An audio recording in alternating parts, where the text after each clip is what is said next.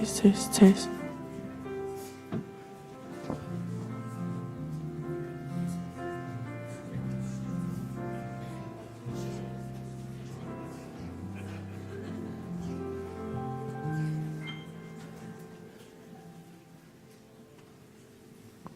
Happy Sabbath. Sabbath. Manuel Sapati. Manuel Sapati.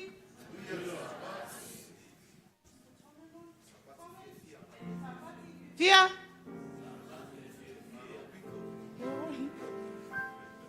Happy Sabbath. Okay, now it's time for our praise and worship, and our first song is What a Day.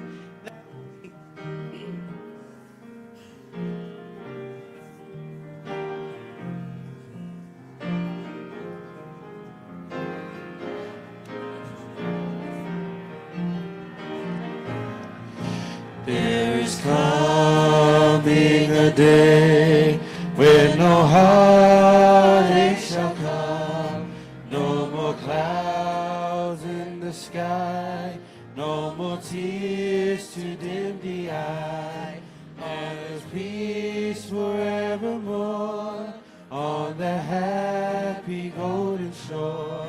What a day, glorious day that will be. What a day that will be, when my Jesus I shall see, when I look upon his face, the one who saved me by his grace, when he takes me by the hand and leads me to the promised land.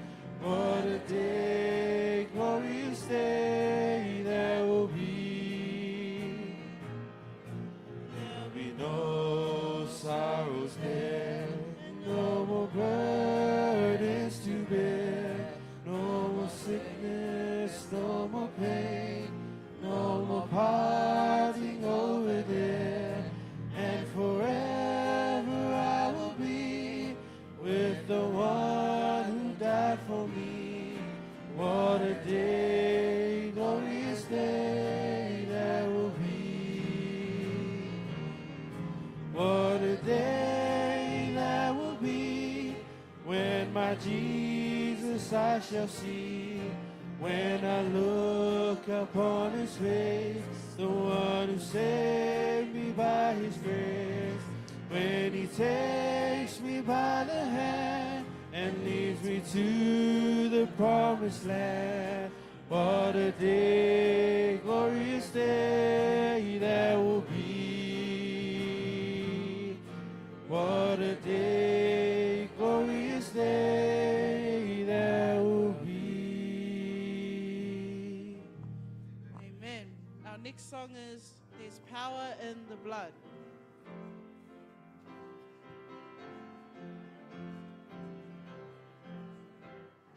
Would you be free from the burden of sin? There's power in the blood, power in the blood. Would you, O evil, a victory win? There's wonderful power in the blood. There is power, power, wonder-working power in the blood of the Lamb. There is power, power, wonder-working power in the precious blood of the Lamb. Would you do service for Jesus your King? There's power in the blood, power in the blood. Would you live daily his praises to sing? There's wonderful power in the blood. There is power, power, wonder-working power in the blood of the Lamb. There is power, power, wonder-working power in the precious blood of the Lamb. In the precious blood of the Lamb. Amen. And to end our praise and worship today, bind us together.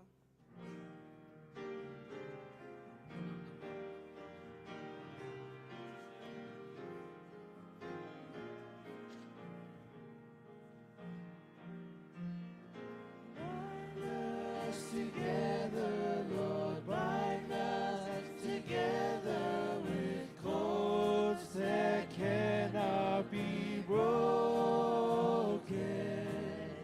Bind us together, Lord, bind us together, Lord, bind us together in love. There is only one God. There is only one King. There is only one body. That is why we sing. Bind us together, Lord, bind us together with cords that cannot be broken. Bind us together, Lord, bind us together, Lord, bind us together in love. Thank you for using your beautiful voices for God's praises this morning.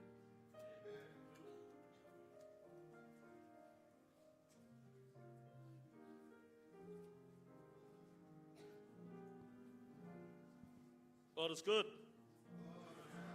And all the time. Maranatha. Jesus is coming. Maranatha. Jesus is coming. 1 Corinthians 12 verse 12. Paul talks about the human body has many parts. But the many parts make up one whole body, so it is with the body of Christ. Today's purpose, our theme, is to be linked in, to connect our young people from every corner of the Wellington region, to grow and be fed spiritually by God's word, and to multiply his kingdom. That is our theme this year. We are gathered here today on this beautiful Sabbath from different youth groups and from different cultures, from different backgrounds, from different everything and everywhere, to praise and know more about the one true God, to be as one family of God, as one whole body, the body of Christ. Now turn to your partner and say, you belong here today. Turn to the other side and say, are you ready for the message today?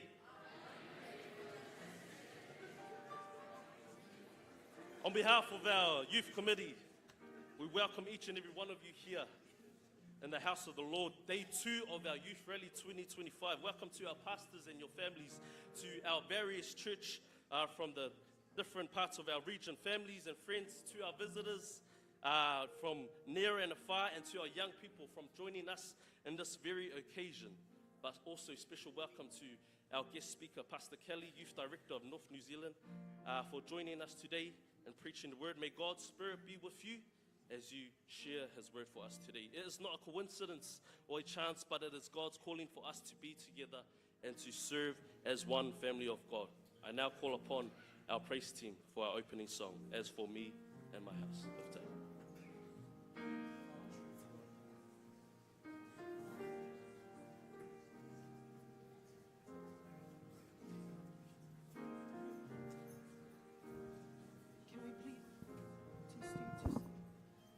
Can we please be upstanding?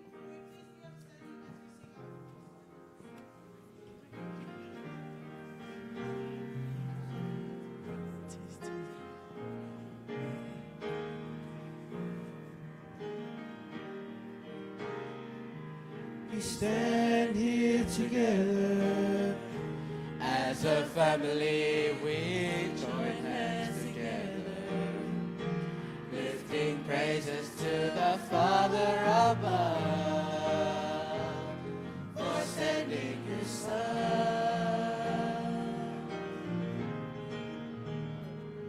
We've chosen together as a family to serve Him forever, knowing nothing else will matter in time. We made up our minds.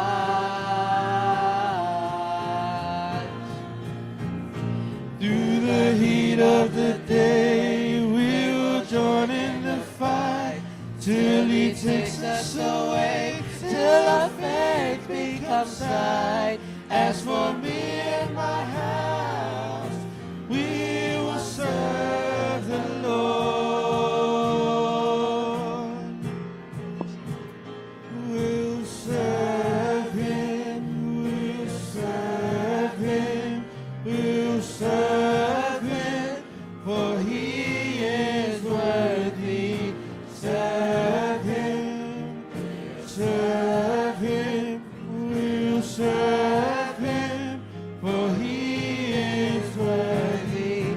Choose you to stay, tell me who will you serve? Let nothing stand in your way. Give the praise He deserves. As for me and my house, we will serve the Lord.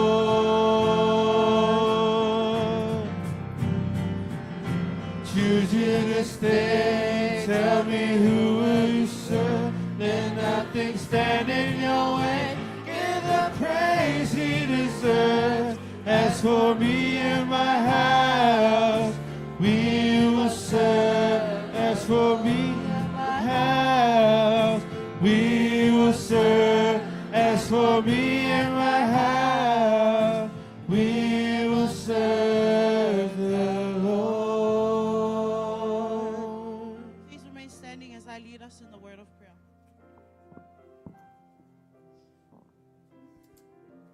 Dear Heavenly Father, thank you for this beautiful Sabbath that you have blessed us with. Thank you for your many blessings that you have blessed us with as well, Father. Please be with us this Sabbath and please bless us. In your name we pray, amen.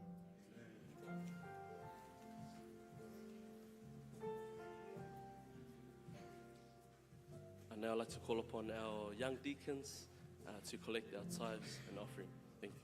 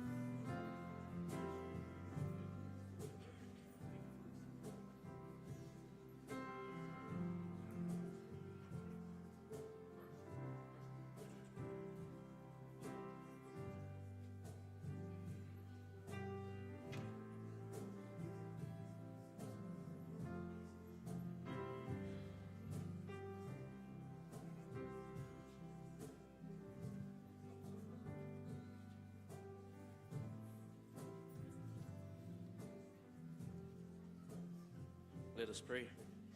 We give thanks to your most precious name, Father, for the tithes and offering that your people have given today, Father.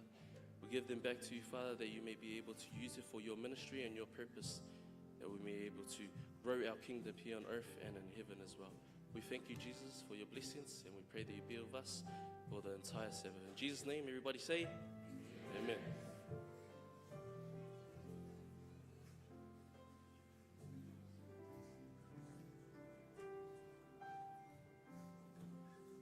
Now I call upon all our youth for our special item. Thank you.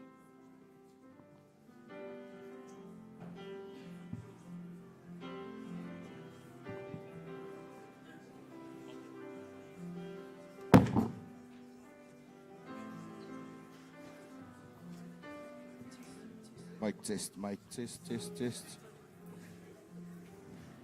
Test. Mic test. Testing once. Mic test.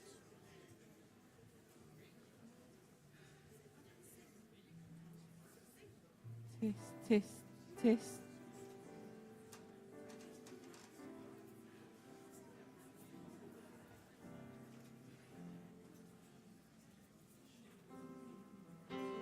Testing 1, 2.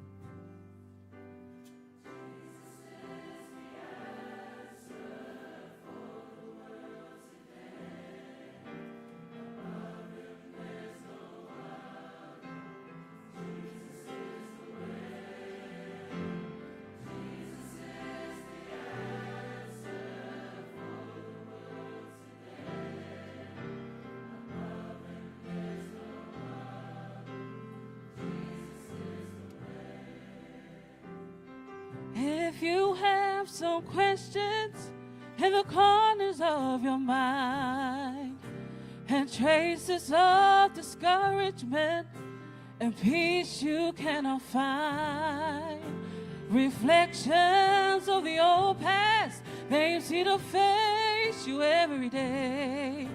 But there's one thing I know for sure, that Jesus is the way. Oh.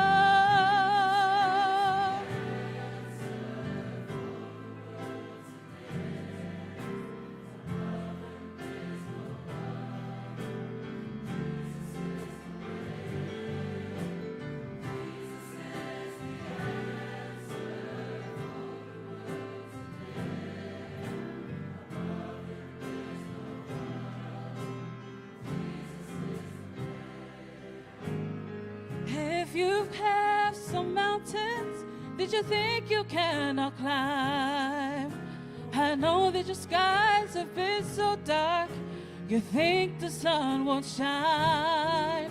But I am here to tell you that the word of God, it is true. But there's a thing He's promised, I know He'll do it for you.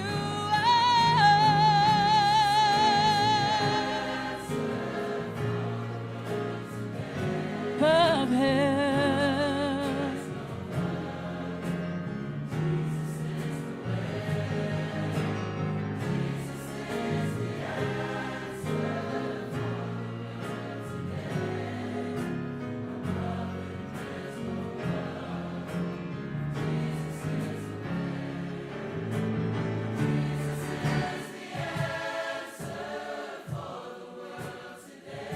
Above Him, there's no other.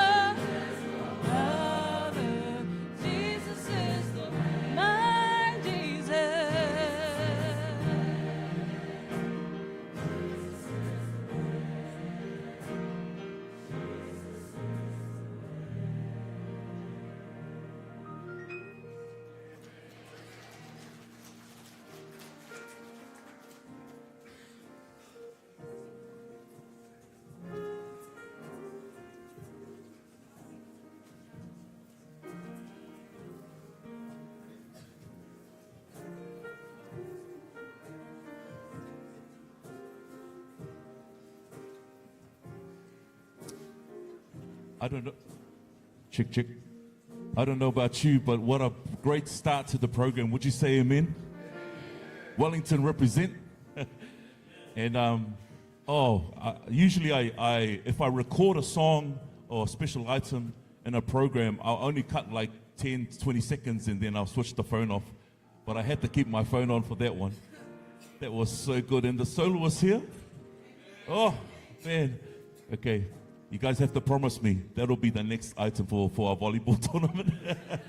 So, in our next youth rally, I'm going to talk to Pastor Henry. Got to get you guys to sing that. That was so awesome. And, the message, most importantly, was the beauty behind that song. Amen? Jesus is the answer. And I'm not going to, sugarcoat it. I'm just going to go straight to it. Jesus is the answer, and he is the way. He is the truth. And if you're looking for anything in this world that you think that will be your solution, good luck. Jesus is the answer. He is the way. And I was just so privileged to be asked to spend some time last night in presenting the word and then going in to this morning. But thank you also to everyone who has come out of your own time. Really honor that. So talofa lava to Henry and his church for opening up this beautiful sanctuary for us to worship in. Even I just want to make mention to Pastor Falipao, who's here, who's right in front of me. These brothers are probably one of the most good-looking pastors. Would you say amen? Oh, come on, guys. Some of you are like, yeah. These guys are, they're. I'm so proud of the fact that we got some of the usos around the table, in our ministry, and so I'm so grateful that they're here and making a focus on our young people because, sooner or later, myself and these guys here, we won't be around. We'll be at Bethesda, or we'll be, in our retirement village. But the ones to carry on are the people that have just sung up here. They're the ones we are passing the baton to. And I just mentioned about last night about Jared. This brother here, watch out for him. He's probably going to be taking my place in a few years. So I'm really proud of the work that he's put through. And it's wonderful to see young people just be on fire for the Lord.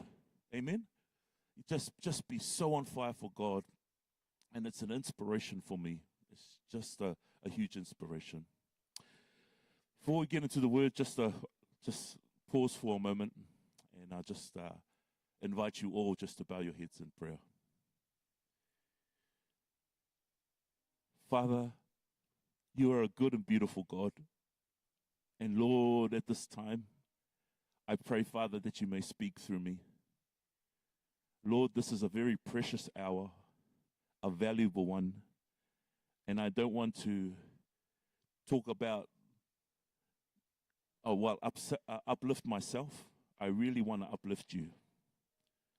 So, Lord, at the end of the day, may people walk out here inspired to serve you more. May they walk out here with a beautiful picture of the wonderful God that you are. That you are a God that loves us. You are a God that forgives us. You're a God that embraces us. And you're a God that never gives up on us. So, Lord, as a church, we come to you this morning praying, Lord, that our hearts may be open and receptive to your word is my prayer in Jesus' mighty name. Amen. So last night, we talked about the most important thing that you can ever have in your life is your link, your relationship with God.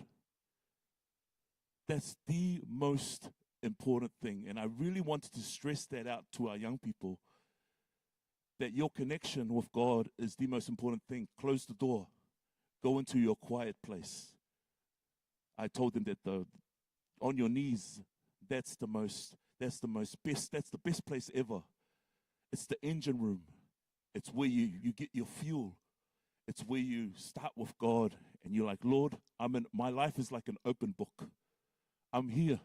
Use me, Lord. And that's the most important thing, is your relationship with your Father in heaven. But today, in this service, the goal is to look into you and the church, you and the people beside you, you and your congregation, you and your pathfinders, you and your youth groups, you and your deacons and deaconesses and elders and etc.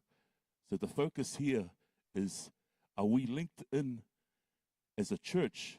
Are we painting a beautiful picture to the community? When they look at our church, they want to say, oh, I want to be part of that church. Are we painting that picture, church? Yeah, you don't have to answer me. I can see in the faces you're thinking, you're processing, and that's all good. So that's what we're going to dive into today. You can go through any discipleship model and any strategy, but the best verse that talks about discipleship is this verse here. John chapter 13, verse 35. And I love it in this version here, in the Message version. It says, let me give you a new command. Love one another in the same way I loved you. You love one another. This is how everyone will recognize that you are my disciples. That you are my disciples when they see the what? The love you have for each other. Now, what does that look like? Love can look different in so many ways. We know about the love languages. We know that some people like the words of affirmation. We know that some people like the gifts. We know some people like the touch. That's all part of this kind of showing love. But this love here is a unique love. It's a unique love that we have as a church. And it's a love that the world is supposed to crave for. Because people out there are just looking, there's that void that we want to fill, and they're looking at the church very closely. And how do we portray that picture of church? So the big idea is this: fall in love with him, and everything changes. Amen? And some of us are in the journey of like, how do we fall in love with Jesus? And that's okay. But if you're going towards that step, that direction, you're on the right path. Fall in love with him and everything changes. People, and this is a very important note that I want to stress. People who admit brokenness and are linked in with Jesus are the church. All right? Some of you who have been brought up more traditionally, like, Pastor Kelly, where's the membership? Where's the signing off of the... Well, that's important too, because we need to collect data as a conference. We need to do this. But if you fall in love with Jesus, that's between you and God. That's between you and God. And if your relationship develops, you want to fellowship with other people who are in love with Jesus. Amen? It's a natural thing. When you fall in love with Jesus, you're just not stagnant, like, I want to do my own walk. And you want to fellowship with others. And then when you connect with somebody who is falling in love with Jesus as well in their journey, it becomes something very beautiful. It's become something very special. And then you connect with another person who falls, and then you've got this whole life group that all are in love with Jesus. But the beauty of it is you all share your brokenness. You admit your brokenness. You admit your flaws. And church is that place. Although it's a place for saints, it's also a hospital for sinners. We hear that, eh? It's a place for us to come and just like, Lord, help me through my brokenness. Help me through what I'm going through. And that's okay, because that makes it even more special, because you become human and you become real. And our young people are looking for that. They're looking for real. And church is a good place to find that, to find real.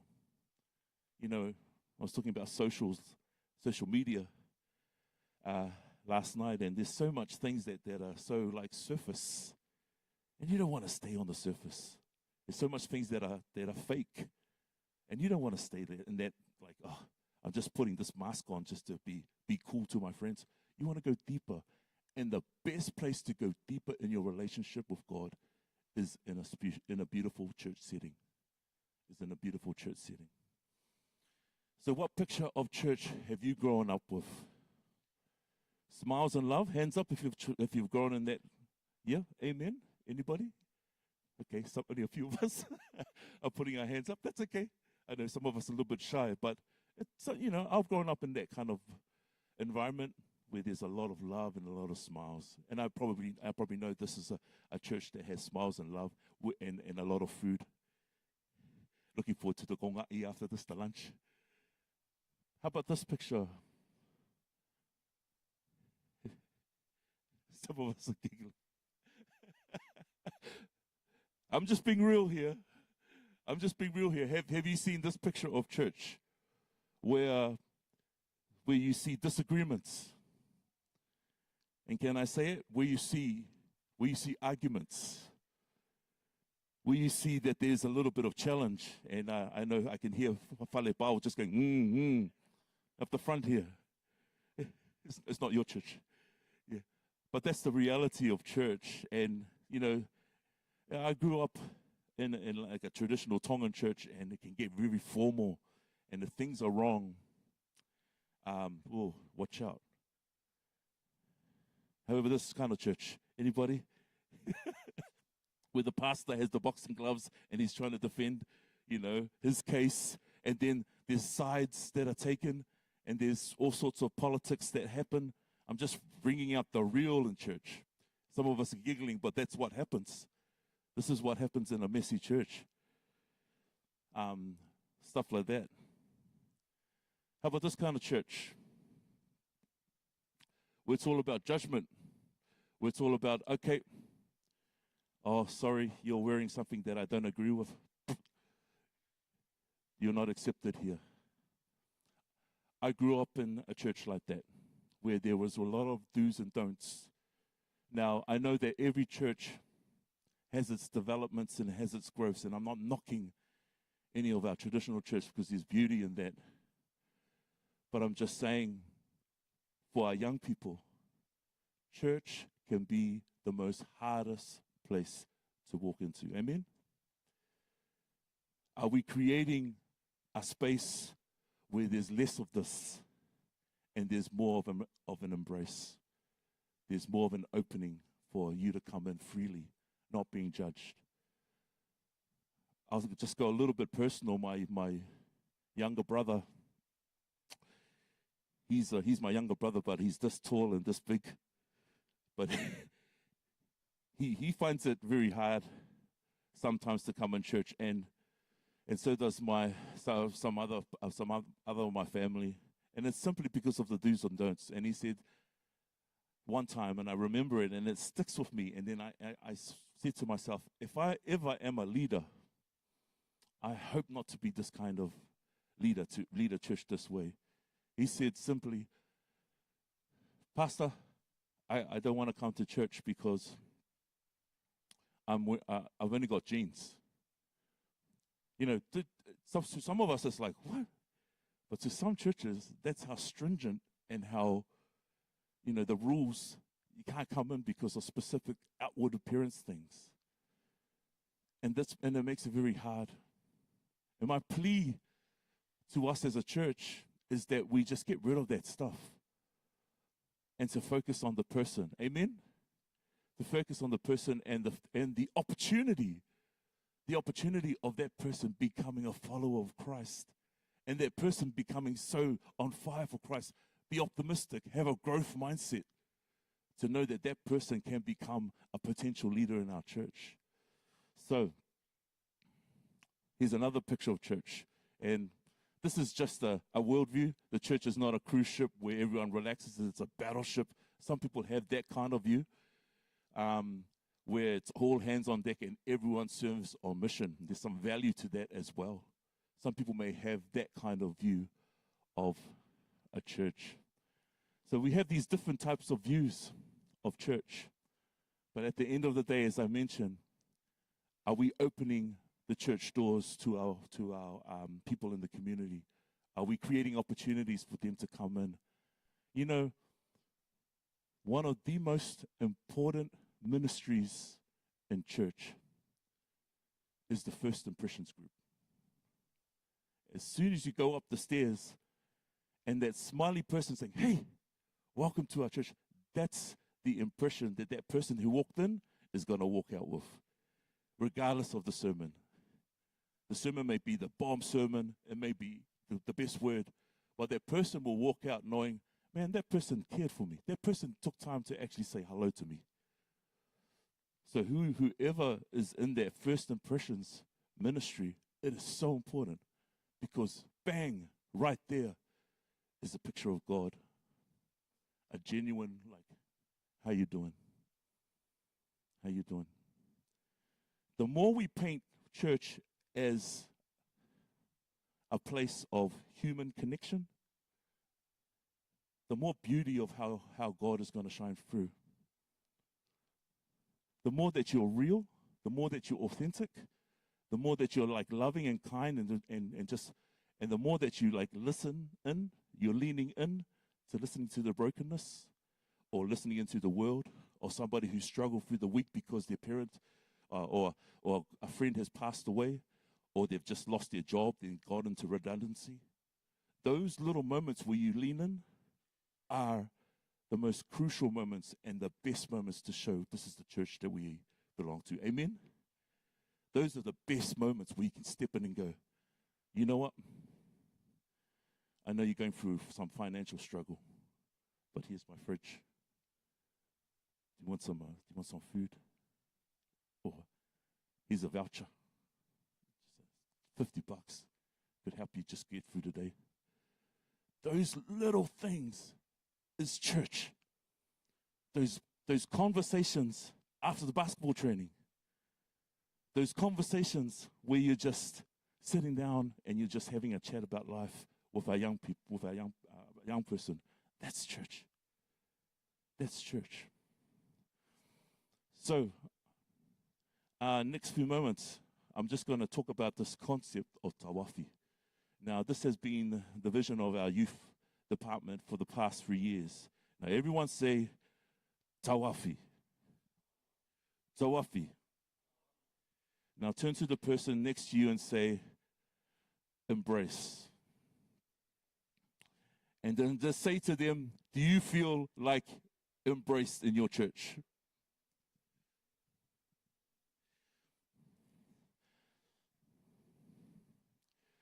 Yep. We may get some different responses. Pretty interesting. But tawafi basically comes from the concept, it's straight from the Father's heart. Like, I told you guys about my son who played in he plays basketball. And sometimes, I was a chaplain. And sometimes when some of our youth, they get into trouble, man, they don't want, oh, man, bro, you should have done this, you should have done this, turn to the Bible, you should have done this, you should have. All they need is a big hug. All they need is like, hey, are you okay? God's got you. You know? And it's a beautiful, beautiful thing because tawafi is an action word. It's a doing word. It's not just like, oh, I love you. It's like, nah, bro, I really care for you. I really hope everything's going to work out for you. It's so important that we paint this beautiful picture of our church. And I want to paint it through the story. Show of hands, who knows the beautiful story of Jacob and Esau? Yeah? Okay, so some of us who are not familiar with it, it's found in Genesis chapter 25 through to 33. And it's this wonderful story of two brothers. Who here, hands up if you get along well with the siblings? Nobody? who here has a little bit of trouble with their siblings sometimes? Yeah, there's a few hands at the back. Well, these two were like 2 worlds apart. You have Jacob, who was kind of like the mama's boy. He was favored by mom. And mom saw him to be like the chosen one. He's the one to be like the man of the family, take the family name pretty much. And then you have Esau. And Esau was total opposite. So he's the hard-working warrior that goes out and hunts. He's a hunter. And you see these two different characters. But it's interesting through the story, and I'm not going to, go and find detail. When you have time, read through the story. Because in the story, you think all those programs in Netflix or whatever on TV are really juicy. You should read this story. The story here is really like, out of it talks about this relationship between the brothers. And in the story, we see deception. You see plotting of an evil plan. You see manipulation. You see that the brother's trying to trick him by giving him some soup. And then there's these lies and this evil plan to try to say to the father Isaac that he was Esau. And you see also the stealing of the blessing. And you also see in the story a very important point is anger in the heart of a brother that feels betrayed. Have you ever felt betrayed before? Have you ever been in a space where you felt betrayal? Man, it's a dangerous space, because that connection of the person you're having that relationship, it furthers and it's distant, and it gets more distant over a period of time. And you see this between these two brothers who were once close. You can imagine them growing up, obviously different, but then 2 worlds apart, and then this happens. The brother taking what is his should have been his older brothers. And we see this beautiful story. We see Esau angry, wanting to kill his brother as he stole his blessing. Yeah, I've been in that situation where I've been angry with my brother, and I wanted to have a nice conversation with him and really want to reconcile. I know some of you have been in that situation, but this goes deep, young people, because you're going to see something about what happens in this story. So he's angry. And guess how many years they were apart? Holding a grudge, making you insane. It makes you insane not to resolve it. But holding a grudge gives you that other option where you can reflect to change the situation. How many years can you hold a grudge? How many years can you hold on to something? Unforgiveness. 20 years. Imagine that. Some of us, man, I can't hold a grudge with my wife for 20 minutes.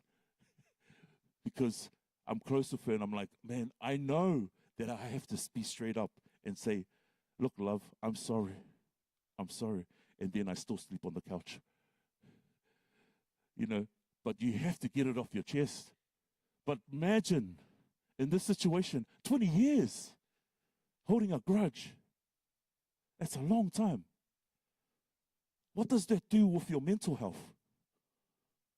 What does that do with your own spiritual being, your own knowledge of God?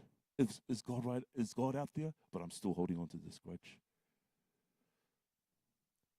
The reason why I say this is a really important point is this. Because as church members, sometimes we can be holding on to grudges. And I'm just bringing up the straight truth here. I used to pastor a church, and in the board meeting, it was just attack after attack after attack after attack because of grudges. Because they held on to things. And my prayer is for example, if you've come to the table and they're wanting to establish an initiative and being really innovative with an idea, sometimes stuff like this holds them back. Would you say amen? Sometimes stuff like this is like a barrier. It breaks, it kills the joy of that initiative or that innovative idea. And I'm talking real here. You know, I've been in that situation. Want to push something? And we're going to talk about that this afternoon, about new innovative ideas of how we can be that community, of linking in with the community. But sometimes as a church, we can be like this. And Esau and Jacob being apart, holding that grudge for 20 years, was an unhealthy space. It only leads to a destructive mindset. So here we see the story. Years later, after the 20 years, and I want to read this out through the text. It says here in verse 33, Jacob looked up and there was his brother Esau. Imagine that. The brother that wants to kill you. They finally meet. Coming with his 400 men. So he divided the children among Leah, Rachel, and the 2 female servants. He put the female servants and their children in front, Leah and her children next, and Rachel and Joseph in the rear. Joseph? Joseph is a witness to the reconciliation process. He himself went ahead and bowed down to the ground 7 times as he approached his brother. You know, in African culture, when you're walking and you're showing respect towards somebody else, like an honored person in society, you bow. So you're bowing. So this is the posture. This was what was happening in this space here. Any of you been to Japan? No? When you go into the shopping malls, the shopkeeper, they come out and they go like this. They greet you. The respect is right up there. The respect is like the highest respect. But in this culture here, to bow down is showing that, like, I'm opening up. He does it 7 times. And he's bowing down and he approaches his brother. But check this out. But Esau what? Esau ran to meet Jacob and embraced him. Tawafi. Esau ran to meet Jacob and embraced him. He threw his arm around his neck and he kissed him. And they wept. I love this picture of church. Amen? Where we go out and we run to those who have made mistakes, to those who have messed up in the past, and we wrap our arms around them and just say, you're forgiven. I'm sorry if I've let you down. This is a beautiful, wonderful picture of the church that we can potentially have, folks. But Esau ran out and embraced him, threw his arm and kissed him, and they wept. Then Esau looked up and he saw the woman and children. So you imagine that, him looking out and saying, oh, this is your family? And then he says, who are these with you? He said. And Jacob said, they are children God has graciously given your servant. Then the female servants and their children approached them and bowed down. Here goes this posture again, bow down. Next, Leah and her children came and bowed down. Last of all, Joseph and Rachel, and they too bowed down. Esau asked, what's the meaning of these flocks and herds I met? To find favor in your eyes, my Lord, he said. But Esau said, I already have plenty, my brother. Keep what you have for yourself. And this is a really, really key verse to the story. No, please, said Jacob, if I have found favor in your eyes, accept this gift from me. For to see your face is like seeing the face of God. Now that you have received me favorably. To see your face is like seeing the face of God. now that you have received me favorably. In the process of forgiveness or reconciliation, you can see the face of God. Amen, church? When there's that va, we call it the va in Tongan. I know in the Samoan culture we call it the va. When that va is restored, when it comes together, where that person who held a grudge comes together with the other person and says, let it go. We want to move on, and we want this church to thrive. When you connect with your beautiful God and show this face of God to our community. So here's the tawafi. That is a beautiful picture of God that I really want to sort of emphasize this morning. So the face of God. What is the face of God, young people? It's real forgiveness. It's real reconciliation. It's real, authentic love. Just turn to the person next to you, nudge them and say, I love you.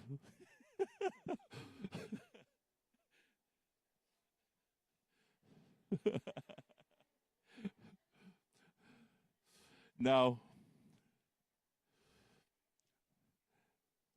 be careful, because I see some guys together and they're saying, I love you, mate. You know, that's okay. But Jacob and Esau, the love of brotherhood was restored. There's nothing more special than seeing relationships restored. As a pastor, man, when I see the one party and they go look to the other party, and then one of them comes up from that party and just says, I'm sorry. And then they really mean it. This process of reconciliation, it's a really special thing. I just shared this experience with two churches, two youth groups.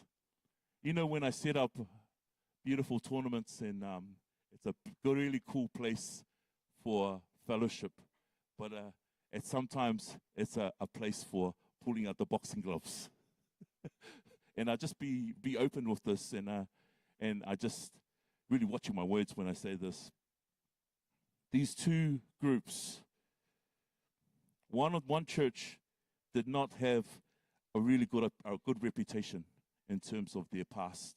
They had a few incidences where physical violence in the board, where they actually called the police and all this other kind of drama. There's this really, so the church didn't really have this good reputation. And then there was this other church that there was a family in that group that didn't have a good reputation as well. These two groups met on the volleyball court, and it was like a recipe for disaster. Now, I don't know if you guys attended that a couple of years ago, but there was a big, massive scrap. There was a big fight. Me as a leader, I felt hurt.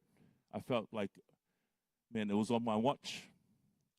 And I felt like I was getting pointed out by many people. Pastor, you say love, you say encouragement, and this happens at one of your tournaments. I felt really attacked, because that's not my intention. My intention is for everyone to come together, have a good time, fellowship, and maybe prove to win the gold medal. This happened.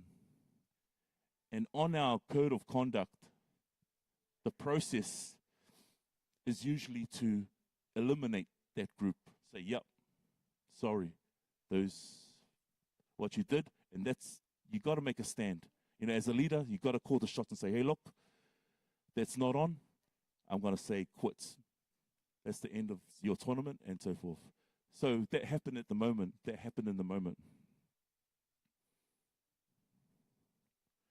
As I was thinking of how to deal with these two teams in the process of trying to get them together, something impressed upon my heart. It was like, Kelly, do you really want to penalize them or you want to redeem them. So the process of thought, as a pastor, you're thinking, oh, I've got to penalize these guys. I moved the code of conduct to the side, and I rang both of those teams, and I said, we got to get together. We got to get together. We got to come together, and we're going to look face to face like Jacob and Esau, and we're going to sort this out. So I told them, they came together. They were sitting at this side and another group on that side. And I told them the story of Jacob and Esau. And the tears that came through.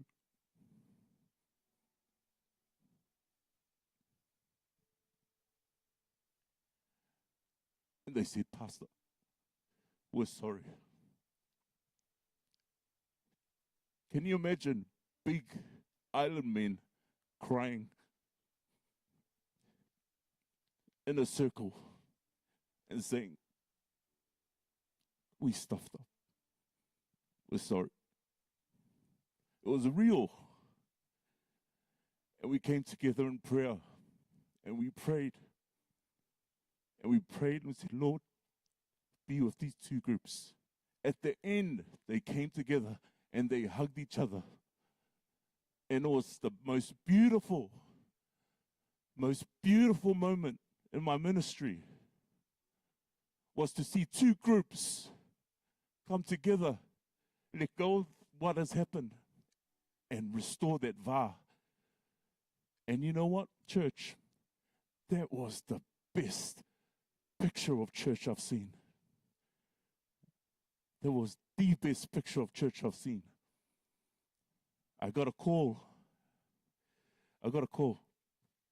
from Pastor Eri Tupai, who was doing a bit of pastoring at the church at Ponsonby. And he emailed me too, but he said, brother, what you did there, you need to do a paper on it. You need to write about it. And I will write about it. I've written it in a bit of an essay on this reconciliation, the power of reconciliation. And my prayer as a church, as young people, you know, Joseph, he was about 6 and 7 years old to witness Jacob and Esau do this. Later in his life, in Joseph's life, he did it to his brothers. Although his brothers slandered him, he forgave them. So what you do as a church, when you show signs, pictures of forgiveness, the young people are watching. The young people are watching. They're watching those moments of like change. Those are revolutionary changes. Those are kingdom changes when you do make the stand to like, oh, when I'm linked in with God and I have this linked in with the church, it's a beautiful picture of the wonderful God we serve. In closing, this is the beautiful picture of God's church. 2 Corinthians chapter 4, verse 6 to 7. For God who said, let there be light in the darkness, has made this light shine in our hearts, so we could know the glory of God that is seen in the face of Jesus Christ. If you want to know about real reconciliation, the epitome of the picture of reconciliation, it's in Jesus, who came to this world that was messy, but he restored the va. Took off his robe of heavenly places and came to this world where it was messy and dark and embraced this world. That's the gospel of Jesus Christ coming down to us. Yes, coming to him, but most importantly, God being one with us, Emmanuel, in the face of Jesus Christ. So the big idea, fall in love with him and everything changes. People who admit brokenness and linked in with Jesus are the church. Amen.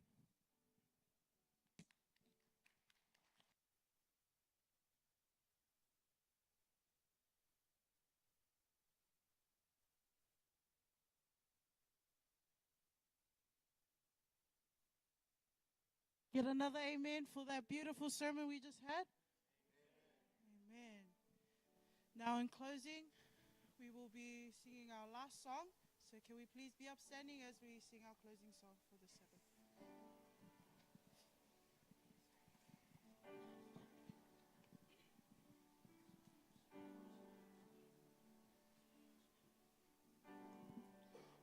You are the word Beginning, God, the Lord Most High, your hidden glory in creation, now revealed in you are Christ. What a wonderful name it is. What a beautiful name it is. The name of Jesus Christ, my King. What a beautiful name it is. Nothing compares to this. What a beautiful name it is. The name of Jesus. God in heaven without us. Jesus, you brought heaven down. Sin was great and love was great. Nothing separate us now. What a beautiful name it is. What a beautiful name it is. The name of Jesus Christ, my King. What a beautiful name it is. Nothing compares to this. What a beautiful name it is. The name of Jesus. Of you, there's no before you. Silence the most of sin and pain. Heavens are glory, praise of your glory. For you are raised to life again. You have no rival, you have no equal. Now and forever, Lord, you reign. Yours is the kingdom, yours is the glory, yours is the name above all names. What a beautiful name it is. What a powerful name it is. The name of Jesus Christ, my King. What a beautiful name it is. Nothing can stand against. What a beautiful name it is. The name of Jesus. What a powerful name it is. The name of Jesus. What a powerful name it is. The name of Jesus.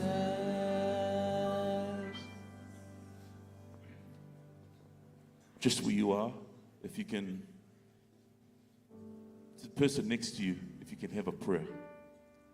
I'll give you about a minute to pray, then I'll close us with prayer. But if the person next to you, you can have a minute prayer with that person.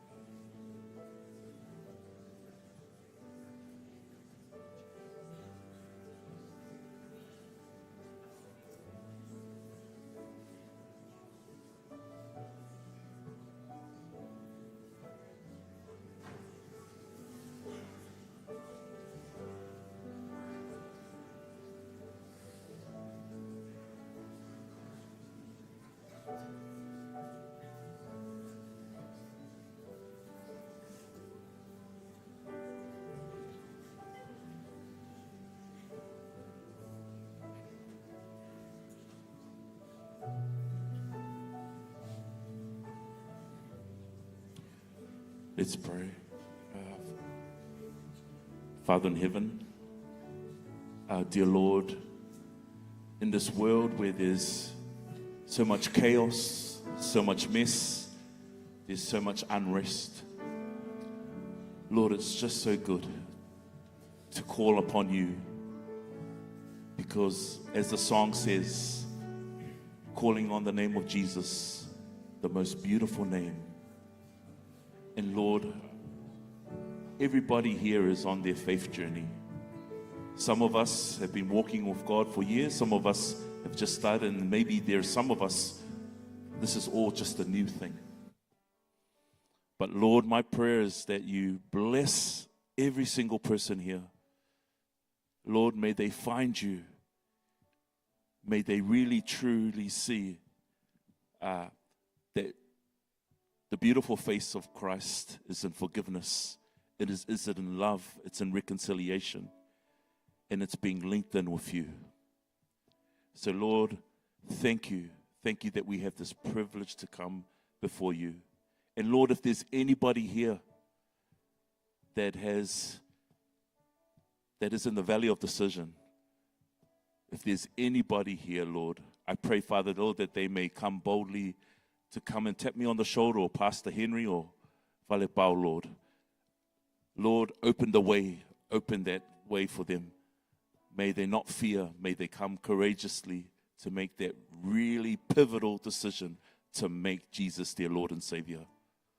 So Lord, if there's anybody here, I pray, Father, Lord, that they may come.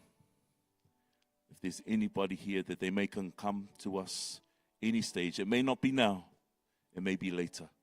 But Lord, be with them in that valley of decision. Thank you, Lord, for the privilege of speaking your word this morning.